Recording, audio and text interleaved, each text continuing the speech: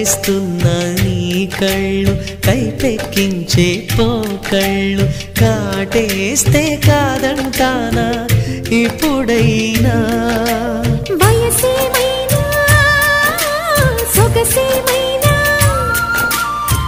మరపించే మనసేమైనా నవ్వు నవరాత్రి నీ కోసం తీసుకువస్తున్నా మైనా